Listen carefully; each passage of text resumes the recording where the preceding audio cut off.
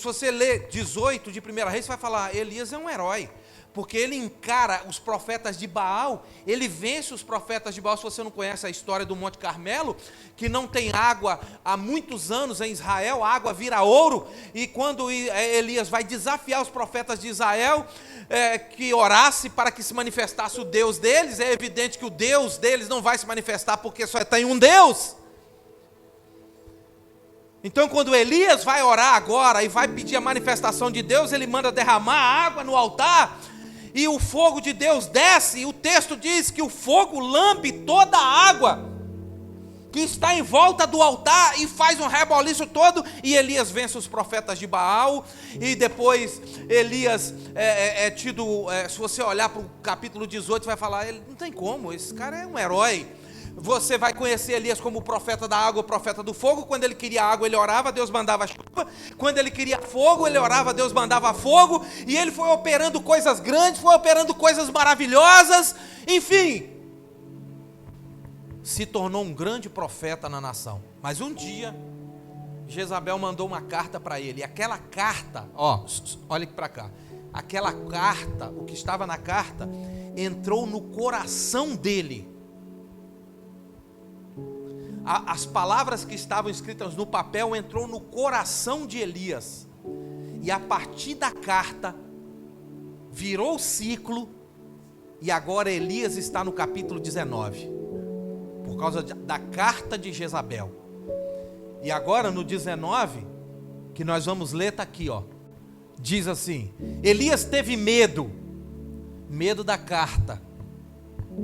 Elias teve medo e correu para salvar a sua vida. Quando chegou a Berseba, que pertence a Judá, deixou ali o seu moço. Ele mesmo, porém, foi ao deserto. Caminho de um dia, chegou, assentou-se debaixo de um zimbro e pediu para si a morte, dizendo: já basta, ó Senhor, toma agora a minha vida, pois não sou melhor do que meus pais. Então preste atenção nisso, volta lá então no 3. Nós estamos falando do Elias do 18, que era temido, que confrontou Acabe. Mas agora o ciclo virou. O do 19 é um Elias que tem medo. O que é que a gente retira daqui? O que é que a gente pode exaurir do texto? Aprender da lição? O fato é que no 18 Elias é um, no 19 ele é outro. Da mudança de frequência da vida. Como as coisas mudam em um dia só. Né, Carol? Como as coisas mudam em um dia só. O que você tem a falar sobre isso, Carol? Já passou por uma experiência assim? Já passou. O que aconteceu na sua vida em um dia só? Como as coisas mudam em um dia só. Ele é um campeão no 18. Ele é um destemido. Ele é um corajoso, ele é um profeta da água, ele é um profeta do fogo. Ele venceu os profetas de Baal, ele matou 450 profetas. E disse para o seu servo: olha para o céu porque vai vir chuva forte. E o servo olhou e disse: eu vejo uma nuvem do tamanho da mão de um homem. Aí Elias disse: então vamos correr, porque vai cair chuva forte. Dito e feito, e caiu. E ele aparelhou com o carro de Acabe, e ele saiu na carreira junto com o carro, e foi correndo, e tudo que ele dizia acontecia. Mas no 19 é um outro Elias. Olha ali. Porque a partir daí desses feitos, Jezabel mandou uma carta dizendo para ele: vou te matar. Agora o Elias que não tinha medo de 450 profetas, o Elias que não tinha medo de Acabe, o Elias que não tinha medo de nada, tem medo de uma carta, de um bilhete. E aí você vê como as coisas mudam em um dia só, senhoras e senhores. E nós falamos na igreja, a vida é uma roda gigante, ora lá em cima, ora lá embaixo. E aí você vai ter que ouvir muito a Bíblia, ler muito a Bíblia, prestar muita atenção nas mensagens dos pregadores que pregam aqui quarta, domingo, no culto de manhã, no culto mais cedo, no culto à noite, no começo da escola bíblica. Você vai ter que ouvir muita mensagem da parte de Deus para ficar inteligente, para suportar o dia que você estiver lá embaixo. Já que a vida é uma roda gigante, ora lá em cima, ora lá embaixo, Deus requer de você estrutura para os dois ambientes. Entendeu? É aí que está. Elias do 19 é um Elias que tem medo. Aí você vê a sombra de variação. É o desânimo de Elias. Vou fazer uma pergunta para você aqui. Quem aqui um dia já ficou desanimado? Tá aí, irmãos. Tá aí. Agora eu vou fazer uma pergunta. Quero ver você ter coragem de responder. Se você tiver coragem, pode responder. Ninguém vai te criticar. Eu perguntei quem um dia aqui já ficou desanimado. Um montão de gente levantou a mão. Quem agora está desanimado?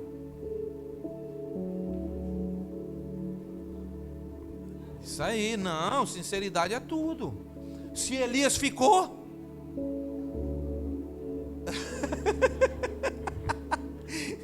o Felipe disse que estava desanimado de manhã, mas a parte da tarde ele melhorou. Oh, que benção. Mas entenda uma coisa, se Elias ficou, ficar desanimado não é o problema é querer permanecer desanimado, aí é burrice. Esse que é o problema. Nós somos humanos e ficamos sim desanimados, e depois ficamos espoleta, todo animadinho, cheio da unção, eita glória, Deus é vivo, e depois a gente fica cabisbaixo de novo. O problema é querer permanecer assim, aí é tolice, entendeu? E aí Elias ficou desanimado, por causa da carta que recebeu, teve medo, correu para salvar a sua vida. Ele estava lá no Monte Carmelo arriscando a vida, enfrentando Acabe e Jezabel. E por que agora ele está com medo de morrer? Vai entender as esquisitices do homem. O ser humano é um bicho muito esquisito. Desculpe aí, você é esquisito, hein? Eu também sou. Vai entender isso. As esquisitices do homem.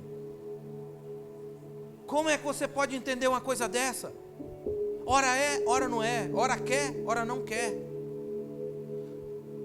Ora está bem, ora não. Ora ri. Ora está nervoso, estranho. Ele a todo tempo arriscando a vida. Agora ele está com medo de morrer. E para salvar a sua vida, Elias teve medo e correu para salvar a sua vida. Porque na medida em que Elias aparelhou com o carro de Acabe e saiu correndo, alguns historiadores dizem que Elias, ele entrou na caverna. O texto, quem conhece sabe, é certo que você já ouviu do texto que Elias entrou numa caverna e pediu para morrer. É certo, é o que nós estamos lendo aqui. Então, alguns dizem que na medida em que ele foi correndo, o cansaço contribuiu para que ele entrasse na caverna e paralisasse. A maioria das pessoas que abandonam a fé, abandonam a cruz, abandonam a igreja, dizem cansadas. E tem um detalhe, a maioria das pessoas que estão desempregadas, que pede a Deus, ora para Deus abrir uma porta, a maioria delas depois diz que a porta está o tornando cansada, está trabalhando demais e não vem à igreja. E abandonam a fé. O mesmo Elias, que a todo tempo correu o risco de vida, agora está com medo de morrer, e ele teve medo e correu para salvar sua vida. Quando chegou a Berseba, que pertence a Judá, deixou ali seu moço, abandonou o seu companheiro de ministério. Primeiro lugar. Irmãos, deixa eu falar um negócio para vocês aqui. Preste muita atenção, para você não cair no erro. Tem mais de 20 anos que nós caminhamos na fé. O que tem de gente que nos fez juras de amor e logo no outro dia deu um pontapé em nós, foram muitos. Olha aí, ó. Havia uma parceria. Primeiro lugar que faz, abandonou o parceiro de ministério dele, ó. Fica aí, deixou ali o seu moço, verso 4. Ele mesmo, ó, o verso 4, ele mesmo, porém, foi ao deserto. Isso acontece muitíssimo conosco. Você consegue olhar para mim? Você mesmo, com a força da sua caminhada, procura deserto, procura luta, procura guerra. Ele mesmo, porém, foi ao deserto. Ninguém orientou, ninguém mandou, não foi direção de Deus, ele quis. A Bíblia nos diz que há caminhos que ao homem parece perfeito. Era o que Elias pensava no momento. Há caminhos que ao homem parece perfeito. Se não houver uma humildade para ouvir a direção de Deus, muita gente quebra a cara e até perde a vida, porque há caminhos que parecem perfeitos, mas o fim deles é o caminho da morte. Ele mesmo, porém, foi ao deserto. Uma coisa é quando Deus te conduz ao deserto, Ele garante a vitória lá. Você que está passando por um deserto, se foi Deus que te conduziu a isso, tenha certeza que Ele garante a vitória lá. Ele garante a vitória lá. Escute isso. Ele mesmo, porém, foi ao deserto, o caminho de um dia. Chegou, assentou-se debaixo de um zimbro. Zimbro é uma planta pequena, com ramos grossos, e pediu para si a morte, dizendo: já basta, ó Senhor, toma agora a minha vida. 3 homens na Bíblia oraram para morrer. 3. Moisés, Jonas e Elias. Os 3 oraram pedindo a morte. E como resposta de Deus, veio o silêncio. Deus não respondeu nenhuma dessas orações. Elias estava tão abatido nesse dia. Nós estamos falando, é porque isso acontece muito. A queda de Davi foi logo após uma grande vitória. Entendeu? As maiores quedas de Davi foram depois de grandes vitórias. Olha Elias aí. E às vezes acontece conosco. E quando você passa por uma grande vitória, você dá aquela relaxada. Você abre a guarda e o inimigo entra. Então, 3 homens pediram a morte. Olha, Moisés, Jonas e Elias oraram para morrer e Deus não respondeu nada. Porque Elias estava naquele dia, talvez você tenha passado por isso, eu acredito que sim, que entra para o seu quarto, fecha a cortina e diz: hoje não falo com ninguém, hoje não quero ver ninguém, hoje não quero ouvir ninguém, hoje não quero papo com ninguém, eu estou isso, eu estou aquilo. Enfim, Elias está num dia assim e pede para morrer. Ele diz: basta, ó Senhor, toma agora a minha vida, pois eu não sou melhor do que meus pais. Em primeiro lugar, olhe para mim, quem foi que falou para Elias que bastava? Você aí que está paralisado na vida espiritual, talvez você disse: basta, não quero mais isso, chega. Quem foi que falou que basta? Só foi o inimigo, porque Deus jamais falou isso para Elias. Ele disse: basta, ó Senhor, toma agora a minha vida, não sou melhor do que meus pais, porque os pais fracassaram. O que Elias estava dizendo é o seguinte: eu sou igual aos meus pais, eles foram derrotados e eu sou igual. E ele falou: basta, e Deus disse: quem disse que basta? Tem mais coisa para fazer, tem mais coisa para operar, tem mais caminho para andar, tem mais unção de Deus para a tua vida. Quem foi que falou que basta? Tem mais poder de Deus para a tua vida, tem mais missão de Deus para a tua vida. Basta não. Tem muito mais, tem muito mais. Tem muito mais para fazer. Deus tem coisas grandes para fazer na sua vida. Tem muito mais. Aí você olha para esses 3 homens, Moisés, Jonas e Elias, pediram a morte. Nós estamos falando de pessoas, de homens, de comunhão extrema com Deus. Olha para Moisés. Moisés descia do monte, Se você tivesse vivido na época dele, você tinha que correr dele quando ele descia do monte. Tal era a claridade que emanava do rosto dele, porque ele estava diante do Altíssimo. Entendeu? Olha para esses homens, né? E você observa que esses 3 homens oraram pedindo para morrer. Situações difíceis da vida, que vai requerer de você uma postura de gente madura, porque você já está velho, você não é mais criancinha, bebezinho. Sua idade já avançou para alguns aqui, então se comportar como maduro. 3 homens como esse. Então aí, preste muita atenção. Esses 3 homens, eles oraram pedindo a morte. De homens que tinham experiências profundas com Deus. Pediram a morte quando o ofício ou a missão que Deus havia confiado neles ainda não havia sido executada. Então, já que você é escolhido do ventre da sua mãe, como diz a palavra do Senhor, saiba você que os escolhidos do ventre da mãe têm missões para fazer aqui. Serviço cristão. Serviço cristão. Obrigações que Deus confiou a você para você fazer. E nos dias de dificuldade, de guerra e de luta, você levantar e prosseguir. Porque esses 3 homens pediram a morte. Se a gente olhar para 3 personagens da Bíblia, homens importantes no texto sagrado, a gente olha para Moisés, Davi e Abraão. Os 3 erraram no ponto que eles eram mais fortes. Olha, preste atenção nisso. Nós costumamos errar onde? No nosso ponto fraco. Sim ou não? Sim. Nós costumamos errar no nosso ponto fraco. Diga-se de passagem que todos têm o seu ponto fraco. Por isso que nunca é bom você brincar com ele como Sansão brincou. Todo homem tem o seu ponto fraco.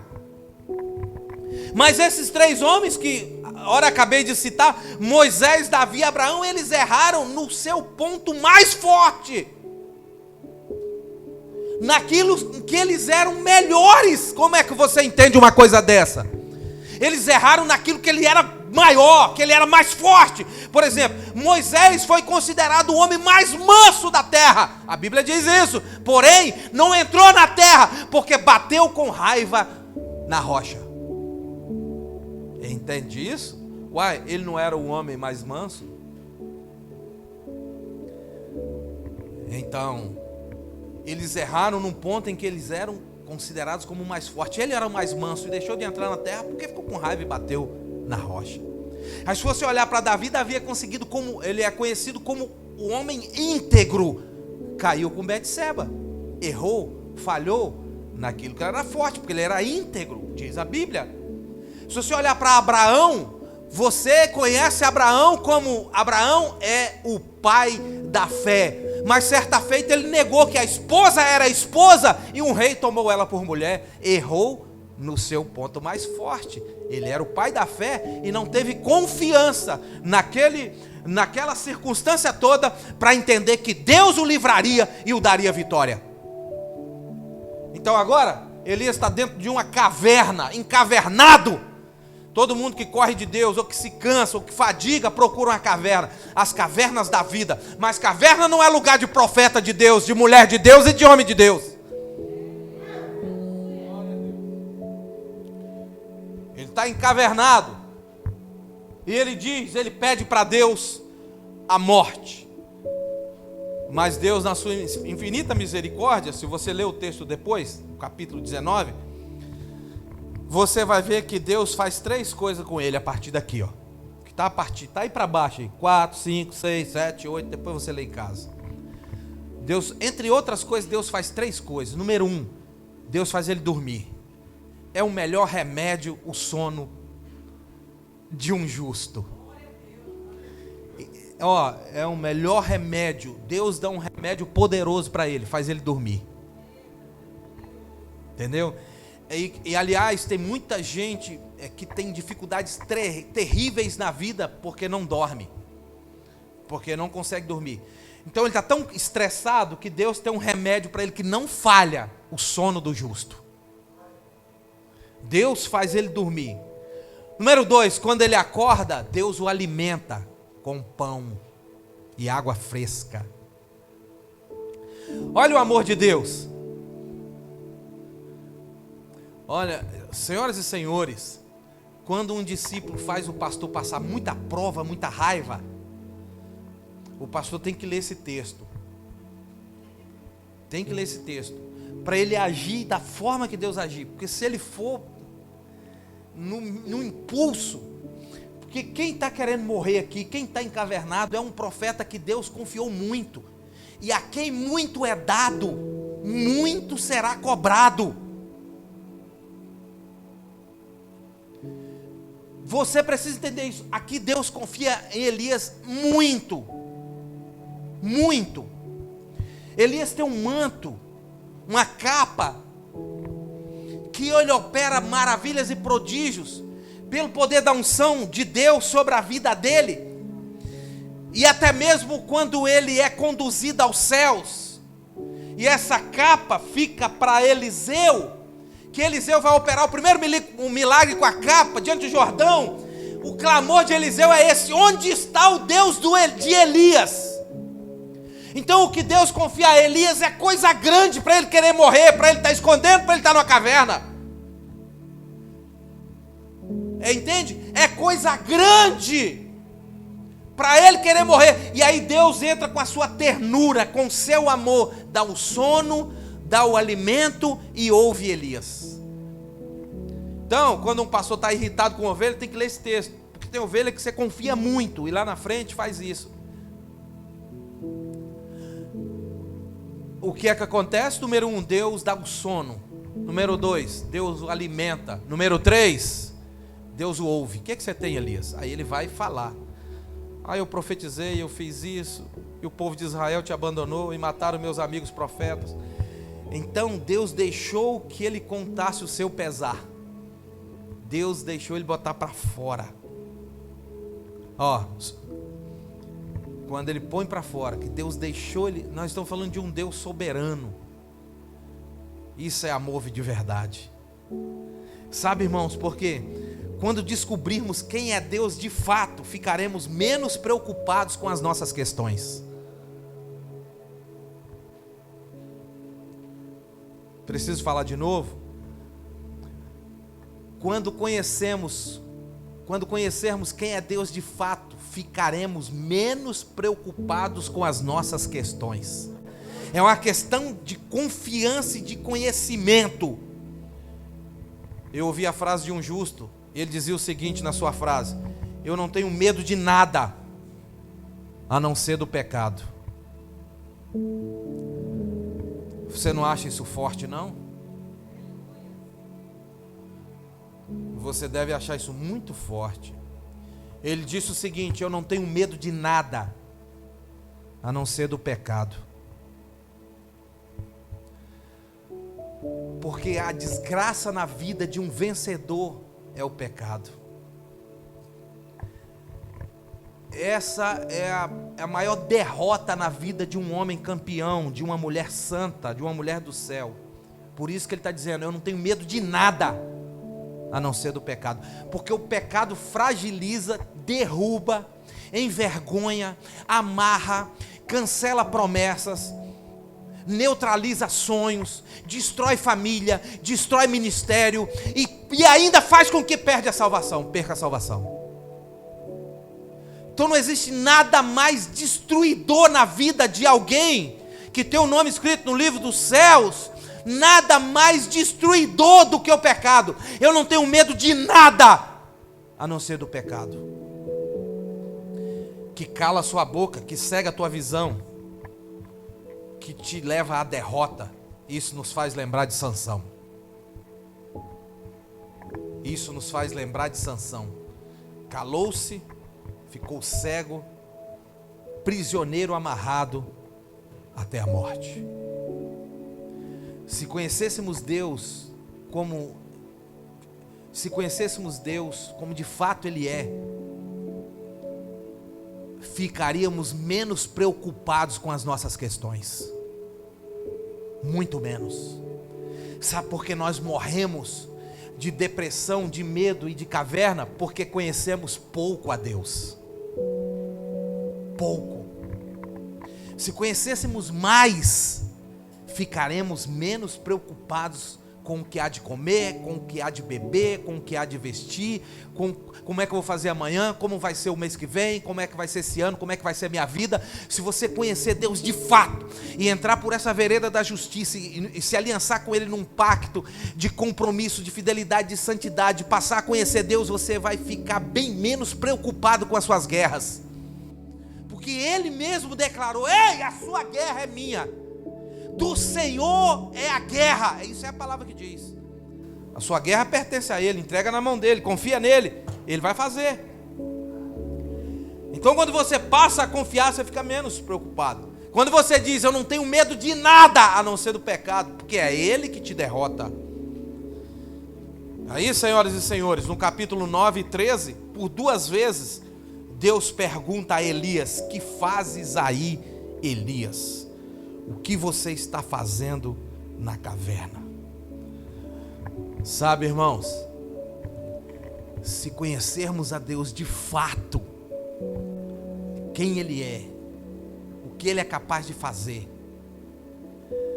o Deus que cantamos que é um Deus que opera maravilhas, se conhecermos Ele de fato, teremos plena convicção que todos os embaraços que se aparecer na nossa vida será resolvido, que todas as guerras e as lutas que surgirem contra nós serão derrubadas, que toda seta lançada, que toda palavra lançada vai cair por terra, que toda macumba feita na encruzilhada, na cachoeira, na mata virgem, no cemitério, em qualquer lugar, tudo feito, tudo falado contra você, não vai prosperar contra ti. Se conhecermos a Deus de fato, como Ele é, como Ele opera, como Ele faz, a nossa vida é outra, a nossa fé é outra, as nossas convicções são outras. O problema são as esquisitices nossas, né? Que no 18 é um campeão e no 19 é um medroso foragido. Coloque sobre seus pés e não deixe ninguém te enganar, dizendo que você não é capaz, que você não é vencedor, que você não é vencedora, que você é um derrotado, fracassado. Não deixe ninguém te enganar, isso é mentira de Satanás, porque o que a palavra de Deus nos diz, que o que a palavra do Senhor nos afirma é que somos muito mais do que vencedores em Cristo Jesus. Muito mais do que vencedores em Cristo Jesus. Vencedor por aquele que nos amou primeiro. Ele te amou primeiro. Não deixe ninguém te enganar. Você é vencedor, vencedora, homem de Deus, mulher de Deus, e a sua vida é Deus quem cuida. Você recebe essa palavra? Feche seus olhos, você toma posse dessa palavra. Feche seus olhos e faça uma oração. Quem sabe a sua vida está num tempo de caverna agora, com medo, fragilizado, indeciso. Eu quero orar para que Deus entre nessa causa, nessa guerra, ao seu favor, para que Deus te dê a vitória, para que Deus te dê a bênção. Talvez você está numa situação como de Elias, com medo, sofrendo, mas a palavra diz: o que fazes aí, Elias? Saia dessa caverna. 2 vezes Deus perguntou isso para Elias, no versículo 9 e no versículo 13. Que fazes aí, Elias? Depois que Elias comeu do pão, tomou da água, e agora sim ele conseguiu forças para caminhar 40 dias. Eu quero te dizer que esse culto, Que os louvores, essa palavra e essa presença de Deus que está aqui seja alimento para fazer você caminhar muito, muito, muito, muito, muito, muito. Eu quero que essa palavra seja o pão, seja a água fresca para te dar vigor, para você continuar a sua jornada vencedora, para você continuar a sua vida de sucesso, de milagre, de cura. Não permita que ninguém te engane, você não é derrotado, você não é derrotada. Eu quero que essa palavra seja como o pão que Elias comeu, como a água que Elias bebeu, e te dê força, unção e coragem para romper milhas e milhas